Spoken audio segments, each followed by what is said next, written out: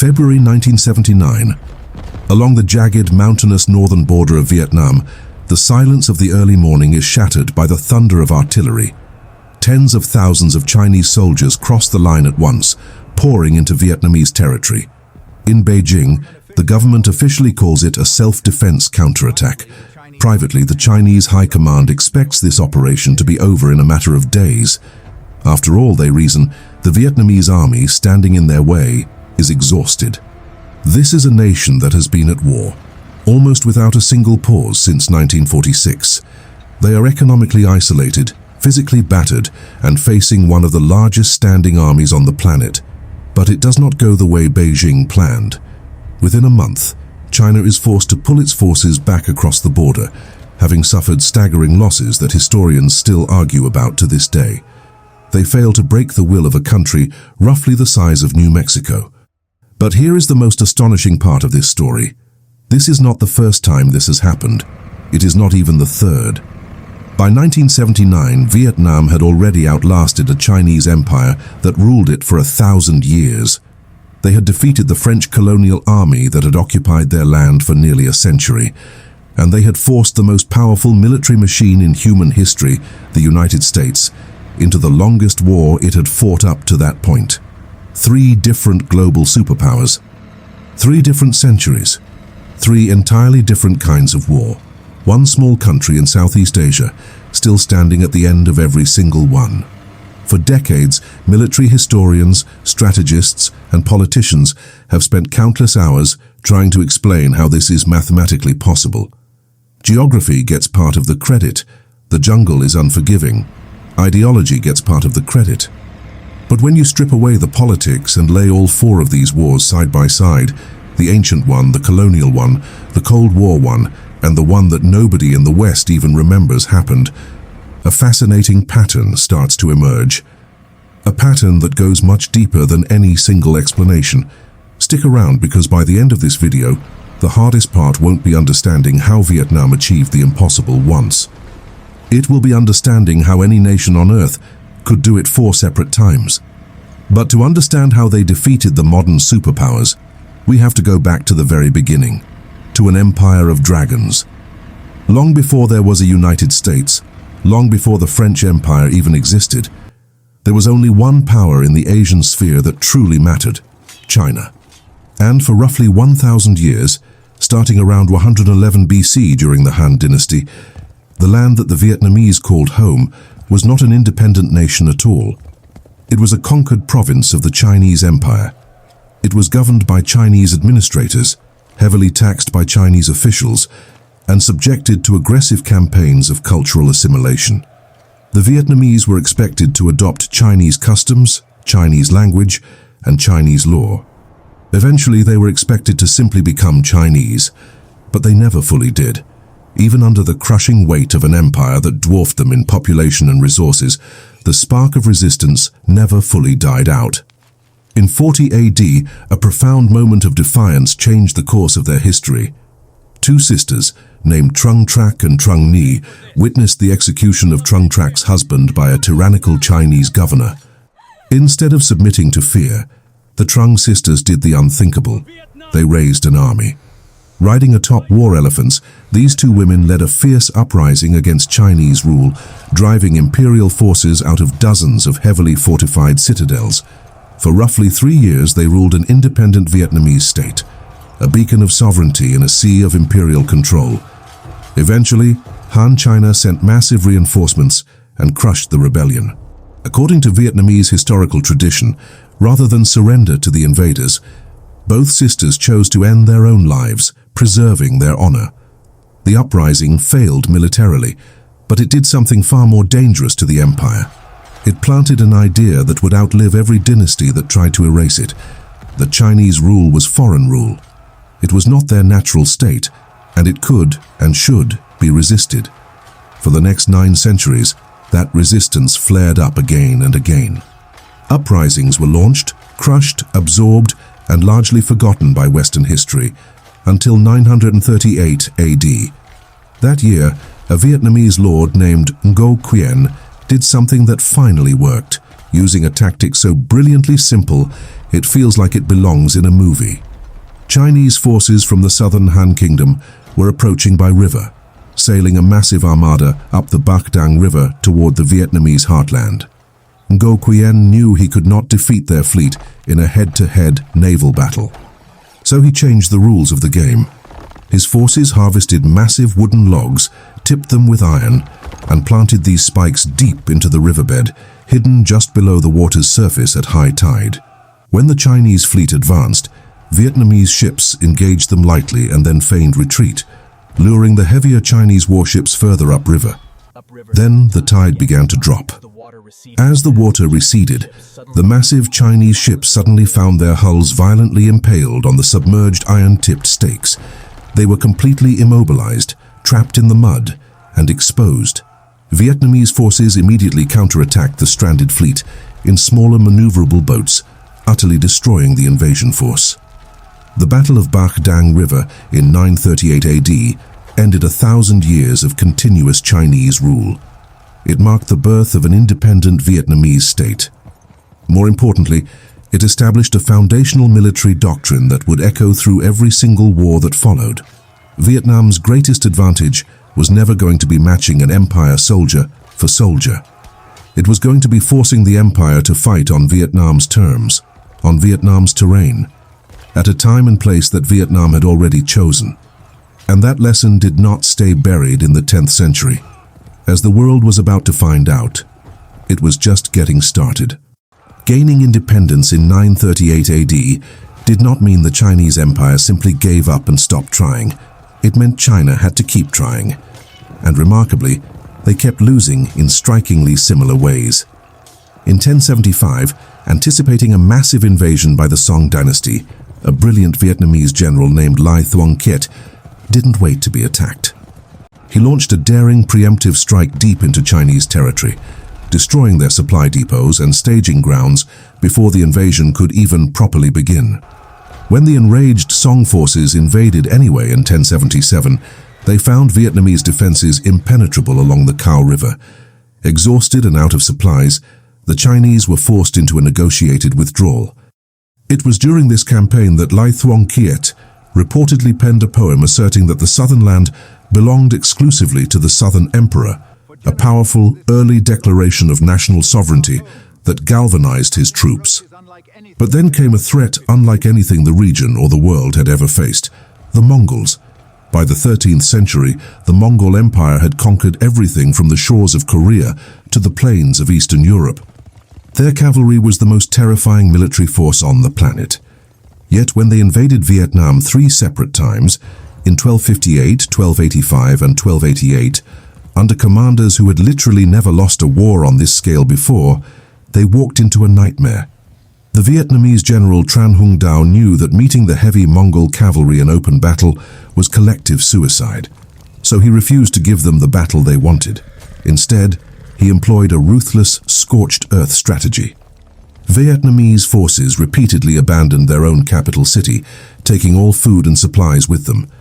The Mongols would charge in, occupy an empty, desolate city with absolutely nothing to loot, and then simply wait. Soon, the sweltering tropical heat, rampant tropical diseases, and incredibly stretched supply lines began to decimate the Mongol ranks. Only when the invaders were starving, sick, and demoralized did the Vietnamese strike from the shadows. The final Mongol invasion in 1288 ended in a way that should sound incredibly familiar. It ended at the Bac Dang River. Using the exact same tactic from 3.5 centuries earlier, a massive Mongol fleet was lured onto a field of submerged iron-tipped stakes at low tide and systematically destroyed. The most feared conquerors in human history were broken by river mud and wooden spikes. By the early 1400s, Ming China managed to occupy Vietnam directly for 2 decades. But once again, resistance rose. This time it was led by a wealthy landowner named Le Loi, who abandoned his comfortable life to begin a 10-year guerrilla insurgency in 1418. Vastly outnumbered and outgunned by the Ming Imperial Army, Le Loi's forces hid in the dense forests, avoiding direct confrontation for years. They slowly bled the Ming garrisons dry through relentless ambushes and a war of attrition until a decisive victory in 1427 forced a total Ming withdrawal. Think about the sheer scale of this. 3 massive invasions from 3 different Chinese dynastic powers spread across nearly 500 years. 3 catastrophic failures, all for strikingly similar reasons. An invading force with vastly more soldiers, superior resources, and more battlefield experience, completely undone by an opponent who flatly refused to fight the war on the invaders' terms. If you've noticed this recurring pattern already, keep it firmly in your mind. Because 600 years later, 2 modern Western empires would learn this exact same lesson the hard way. And unlike the ancient empires, these modern powers had no excuse for not knowing this history existed. Quick pause here. If you're finding this kind of deep dive documented history valuable, this is the perfect moment to hit the like button and subscribe to Warblind. It helps the channel immensely and tells us to keep making documentaries exactly like this one. Now let's move out of the ancient world and into the era of gunpowder empires and colonization. For nearly 1,000 years, Vietnam's existential threats had always marched down from the north. But in the mid-1800s, for the first time in their history, a threat arrived from the sea. France began its conquest of Vietnam in 1858. They used the pretext of protecting Catholic missionaries to justify a violent military intervention. And by 1887, they had folded Vietnam into a colonial possession known as French Indochina, alongside neighboring Laos and Cambodia. Colonial rule was harsh and exploitative. It brought forced labor, the creation of massive rubber and cash crop plantations that displaced traditional subsistence farming, and a heavily taxed Vietnamese population that had zero political representation in decisions made about their own homeland. For decades, deep resentment simmered just beneath the surface of French administration. Then World War II violently changed the global equation. The Empire of Japan occupied French Indochina in 1940. For a few years, they ruled largely through the existing French colonial administration. But in March 1945, Japan overthrew French control outright. When Japan ultimately surrendered to the Allies months later, it created a massive power vacuum. Stepping into that vacuum was a Vietnamese nationalist and communist leader named Ho Chi Minh. He had spent decades traveling the world, organizing resistance movements abroad, and he now returned to lead the Viet Minh independence movement. On September 2, 1945, Ho Chi Minh stood before a massive crowd in Hanoi's Ba Dinh Square and read Vietnam's Declaration of Independence. He deliberately opened his speech with language echoing the American Declaration of Independence, stating that all men are created equal. It was a direct, calculated appeal to the Allied powers, specifically the United States, for diplomatic recognition. But France, desperate to reclaim its pre-war glory, completely refused to accept it. By late 1946, full-scale war had broken out between well-equipped French colonial forces and the lightly armed Viet Minh. This was the First Indochina War. For nearly 8 years, the Viet Minh fought a grueling war of attrition against the French army. They used classic guerrilla tactics, striking from the jungle and melting away, supported by weapons and logistics from a newly communist China after 1949. But the true turning point, the moment that shocked the Western world, came at an isolated valley called Dien Bien Phu. In late 1953, French High Command decided to lure the Viet Minh into a set-piece battle where French superior firepower could wipe them out. They established a massive fortified airbase at Dien Bien Phu, deliberately positioned in a remote, bowl-shaped valley surrounded by steep jungle mountains. The French commanders confidently bet that the Viet Minh forces could never possibly move heavy artillery through that impenetrable terrain to threaten their base. They were dead wrong. Vietnamese General Von Nguyen Giap did the impossible. He mobilized tens of thousands of peasants to physically dismantle heavy artillery pieces. They carried the massive metal barrels and base plates piece by piece, dragging them through the dense jungle terrain by hand and on reinforced bicycles. They painstakingly reassembled the cannons on the high ground, perfectly camouflaged, looking directly down onto the French base. The siege began in March 1954. The French forces, who had been drinking wine in their bunkers, confident in their total air superiority, suddenly found themselves surrounded and under a devastating sustained artillery barrage from positions they had believed were physically inaccessible. Their airstrip was destroyed, cutting off their only lifeline. On May 7, 1954, after 57 agonizing days of trench warfare, the French garrison finally surrendered. It remains one of the only times in the entire 20th century that a colonized nation's forces decisively defeated a major Western colonial power in a direct, large-scale conventional battle. The Geneva Accords that followed temporarily divided Vietnam at the 17th parallel, pending national elections to reunify the country. But those elections never happened. France was gone, humiliated and exhausted, but the geopolitical line drawn at that 17th parallel would soon act as a magnet, drawing in a far larger, far more lethal power. A power that believed, with absolute certainty, that it had learned every single lesson that France had failed to learn. It hadn't, and the price of that arrogance would be paid in blood. By the mid-1950s, the United States was viewing Vietnam entirely through the paranoid lens of the Cold War's domino theory. The prevailing belief in Washington that if one Southeast Asian nation fell to communism, all of its neighbors would inevitably tumble like dominoes. To prevent this, the US began heavily backing the government of Ngo Dinh Diem in South Vietnam. Diem was a staunchly anti-communist Catholic leader, ruling a country that was roughly 70 to 90% Buddhist. This severe demographic tension erupted into an open, horrific crisis by 1963. It was highlighted by the self-immolation of Buddhist monk Thich Quang Duc, who set himself on fire in a busy Saigon intersection in protest of religious discrimination. That moment, captured in a Pulitzer Prize-winning photograph, shocked the global conscience. Diem was overthrown and assassinated in a military coup later that same year, with American officials fully aware of the coup plans in advance. American military involvement then escalated, first gradually and then all at once. The military advisors of the 1950s swelled into hundreds of thousands of combat troops by 1965.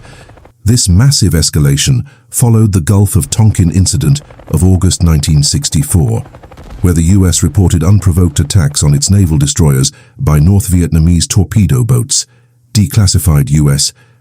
Government documents later revealed that the details of this incident were significantly exaggerated and misrepresented in official reporting at the time. Yet Congress responded with the Gulf of Tonkin Resolution, handing President Lyndon B. Johnson broad authority to wage full-scale war without a formal declaration. By 1968, over 500,000 American troops were stationed in Vietnam, backed by the most devastating aerial bombing campaign in human history. The technological mismatch was staggering. The US deployed supersonic jets, napalm, and B-52 Stratofortresses that could carpet bomb vast swaths of jungle. But the Vietnamese response was to take the war underground. They built sprawling, multi-level subterranean networks like the famous Cu Chi tunnels. These weren't just hiding spots. They were subterranean cities featuring hospitals, weapons factories, and living quarters, allowing Viet Cong fighters to survive massive bombardments and literally pop out of the earth to ambush American patrols before vanishing again. Once again, the invader was forced to fight on terrain the defender completely controlled. The illusion of American impending victory was shattered in January 1968. During the Vietnamese New Year holiday, North Vietnamese and Viet Cong forces launched the massive Tet Offensive. It was a highly coordinated series of surprise attacks on more than 100 cities, towns, and military bases across South Vietnam. They even launched a daring direct assault on the heavily fortified US Embassy compound in the heart of Saigon. Militarily speaking, the Tet Offensive was a catastrophic defeat for North Vietnam and the Viet Cong. They suffered massive, irreplaceable casualties and failed to hold any major objective. But politically and psychologically, it was the definitive turning point of the war. The sheer scale and coordination of the attacks directly contradicted years of confident assurances from US military leadership that the enemy was on the verge of collapse. American public opinion turned sharply against the war. The conflict dragged on for years after Tet, marked by controversial secret bombing campaigns extended into neutral Laos and Cambodia, steadily mounting American casualties and a domestic anti-war movement that grew into a defining cultural fracture in American history. Finally, the Paris Peace Accords, signed in January 1973, brought a formal end to direct American combat involvement. But the war for Vietnam was not over. On April 30th, 1975, North Vietnamese T-54 tanks smashed through the wrought iron gates of the presidential palace in Saigon. The chaotic images of those final days, American helicopters desperately lifting evacuees off the roof of the U.S. Embassy, thousands of terrified South Vietnamese trying to flee the advancing army, remain etched into history as the definitive end of the conflict. Vietnam was finally reunified. The United States had entered the war possessing the world's most advanced military and its largest industrial economy. It left having lost over 58,000 American service members, having spent hundreds of billions of dollars, and having completely failed to achieve the political outcome it went to war to secure. Two modern empires down. If this incredible story ended right there, it would already stand as one of the most improbable military outcomes of the entire 20th century. But it does not end there. Because the Fourth War, the war most people have never even heard of, came from a direction almost nobody on Earth expected. The very ally that Vietnam had just spent the last 2 decades fighting alongside. Before we get to this final bizarre chapter, drop a comment below and let me know which of these 4 wars has surprised you the most so far. Because what happened in 1979 defies almost all conventional logic. By the late 1970s, the geopolitical landscape of Asia had fractured. Vietnam and China, both communist states, and both staunch allies against the United States during the war that had just concluded, were no longer allies at all. Their relationship deteriorated rapidly over several converging issues. First, Vietnam chose to align itself with the Soviet Union rather than China amid the growing Sino-Soviet split. Second, there were bitter disputes over the treatment of ethnic Chinese communities living inside Vietnam. But the absolute breaking point came in late 1978, when Vietnam launched a full-scale invasion of Cambodia. Vietnam's goal was to overthrow the genocidal Khmer Rouge regime led by Pol Pot, a regime responsible for the horrific deaths of an estimated 1.5 to 2 million of its own people. However, the Khmer Rouge was heavily backed by China. Beijing viewed Vietnam's successful invasion as both a severe strategic threat to its southern flank and a direct, humiliating affront to a Chinese-aligned government. China decided to teach Vietnam a lesson. In February 1979, China launched what it publicly termed a self-defense counterattack. They sent an overwhelming force of an estimated 200,000 to 400,000 troops crashing across Vietnam's rugged northern border. Chinese leadership, including the paramount leader Deng Xiaoping, reportedly expected a very short punishing campaign. They intended to demonstrate overwhelming Chinese military power, force Vietnam to immediately withdraw its troops from Cambodia, and remind Hanoi who the dominant power in Asia truly was. But they severely miscalculated the enemy they were facing. Instead of rolling over, Chinese forces encountered fierce, uncompromising resistance. They weren't just fighting regular army units. They were fighting highly motivated border defense forces and local militias. These were troops that, unlike the Chinese People's Liberation Army of the time, had spent the previous 3 decades in a state of nearly continuous brutal combat against the French and then the Americans. They were arguably the most battle-hardened soldiers on the planet. The Vietnamese forces used the mountainous, heavily fortified border terrain to their absolute advantage, inflicting wildly disproportionate casualties on the advancing Chinese infantry columns. Instead of a quick victory, the Chinese found themselves bogged down in bloody meat-grinder battles, particularly around key border cities like Lang Son. The Chinese human wave tactics proved disastrous against entrenched veteran Vietnamese defenders. By mid-March 1979, roughly 1 single month after the massive invasion began, Chinese forces abruptly withdrew back across the border. They had captured a few heavily damaged provincial capitals, but they completely failed in their primary strategic objectives. They failed to draw Vietnam's main army out of Cambodia, and they failed to force any lasting political concessions. Both sides immediately claimed victory. Casualty estimates from this brief conflict vary wildly depending on whether you read Chinese sources, Vietnamese sources, or Western analysis. But most objective historians agree. The campaign was a strategic failure for China, and Vietnamese forces remained occupying Cambodia for another entire decade. It was a brief, incredibly violent war, completely overshadowed in Western memory by the far larger conflicts of the Cold War. But strategically, it completed a feat that is almost impossible to comprehend. Within roughly a 25-year span, Vietnam had fought and successfully denied victory to France, the United States, and China. 3 massive militaries, 3 entirely different political systems, 3 different eras of military technology, 3 different continents of origin, all stopped by one small nation. When you look back at this staggering timeline, there is no single, easy answer that historians all agree on. But a few unbreakable threads run through every single one of these wars. First, terrain was never incidental. It was a weapon.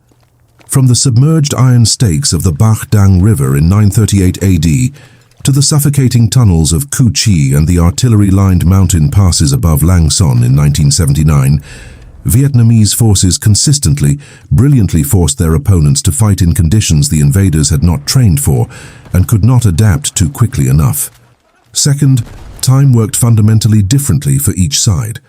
For the French and the Americans, the war in Vietnam was just one conflict among many global commitments. They were fighting against a domestic political clock, counting down the days until public patience ran out. For Vietnam, in every single one of these conflicts, there was no other war. There was no comfortable home front, thousands of miles away, that could simply change the channel and stop paying attention. The entire cost of losing was immediate, it was local, and it was total extinction of their sovereignty. And finally, there was a continuity of brutal experience that almost no other 20th century military could possibly match. Think about it. By the time Chinese tanks rolled across the border in 1979, the Vietnamese army facing them had, within living memory, already broken a European colonial empire and outlasted a global superpower. That is not just some abstract cultural trait, it is a literal physical continuity of veteran commanders, proven combat doctrine, and hardened infrastructure passed directly from one war into the next. None of this means these wars were bloodless triumphs worth romanticizing. Millions of Vietnamese civilians and soldiers died across these conflicts alongside hundreds of thousands of French, American, and Chinese soldiers. The staggering human cost on every side of every one of these wars is the part history should never let anyone forget in the pursuit of a tidy, heroic narrative. War is always a tragedy, but the historical pattern itself is not in dispute. 4 different imperial powers, 4 different centuries, 4 different geopolitical reasons for going to war, and in every single case, the outcome the invading power confidently expected was not the outcome it got. Disclaimer: the historical events, battles, and geopolitical shifts detailed in this video are based on documented historical research, declassified government archives, and established military history. This narrative contains no fictionalized events or unverified historical claims. If this is the kind of history you want more of, not the watered-down version with the interesting parts smoothed over, but the version with the actual documented turning points laid out in detail, make sure you are subscribed to Warblind. Because next time we're going back to a battlefield where the numbers on paper made a Vietnamese victory look mathematically impossible. And it happened anyway. See you in the next one.